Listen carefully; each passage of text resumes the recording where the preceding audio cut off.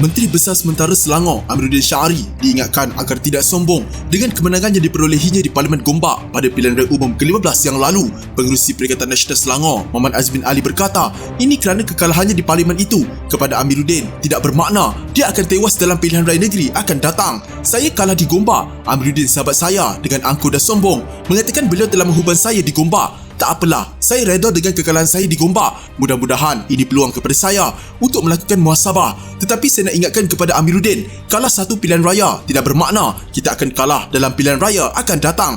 Katanya ketika berucap pada rapat perdana pidato Kebangkitan Rakyat Gombak di Taman Samudera malam tadi. Hadir sama timbalan Presiden PAS Tuan Ibrahim Tuan Man, bekas Ahli Parlimen Ketereh Anwar Musa, bekas Pengerusi Barisan Nasional Selangor Nur Omar, Jadi Petua PAS Gombak Salahuddin Nasir dan penyandang adun Gombak Setia Hilman Idham. Sementara itu, Azmin yang juga Ketua Penerangan Perikatan Nasional turut mendakwa Perdana Menteri Anwar Ibrahim sebagai berbohong dalam isu kerjasama kerajaan Malaysia dengan pengasas dan Ketua Pegawai Eksekutif CEO Tesla Incorporated dan SpaceX Elon Musk. Dakwa Azmin perjanjian dengan Musk itu terlebih dulu dibuat sewaktu dia menjadi Menteri Kanan, Perdagangan Antarabangsa dan Industri di bawah pentadbiran Perikatan Nasional sebelum ini. Semalam dia umum dia jumpa Elon Musk. Minggu depan dia punya cerita macam Elon Musk nak datang Malaysia dan belajar dengan dia. Tengok-tengok melalui maya sahaja. Itu pun 25 minit saja. Dan dalam 25 minit itu, terbukti Elon Musk duk main telefon dia. Tak peduli pun apa kau cakap. Saya ini yang kononnya saya pengkhianat dan nak humban saya.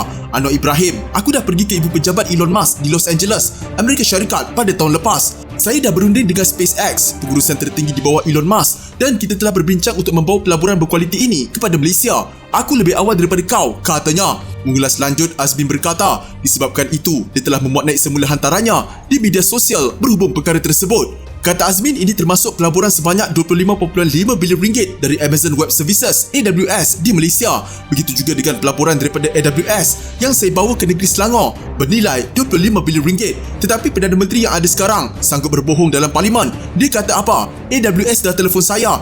Dia kata AWS nak melabur di Malaysia ini hanya setelah kerajaan Madani terbentuk. Mana Amazon tahu Madani ini binatang apa? Tapi dia berbohong, muka dia selamba, tiada perasaan saja, katanya. Dakwa Azmin, dia juga telah memeterai perjanjian dengan AWS sekitar Julai 2022.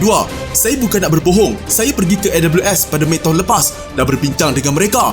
Mereka mahu melabur 25 bilion ringgit. Tetapi ketika itu dia sedang mencari negara-negara yang bersesuaian termasuk Malaysia. Saya terpaksa yakinkan, datanglah ke Malaysia. Dasar pelaburan kita mesra perniagaan. Kita akan berikan dukungan, insentif. Kita nak rakyat Malaysia dapat pekerjaan yang berkemahiran. Akhirnya dia bersetuju. Kemudian ditanya, nak pergi Melaka atau Selangor? Saya kata kalau boleh datanglah Selangor. Walaupun Amiruddin menjadi Menteri Besar, saya tidak mengambil sikap bermusuh dengan beliau.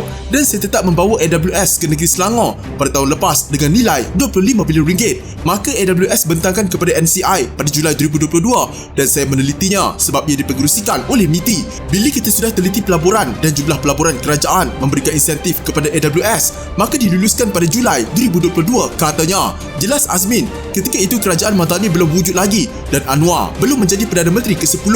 Apa nak jadi dengan ketua negara hari ini? Boleh bohong, AWS bohong, Elon Musk bohong, SpaceX pun bohong. Cukup-cukuplah, kata Azmin.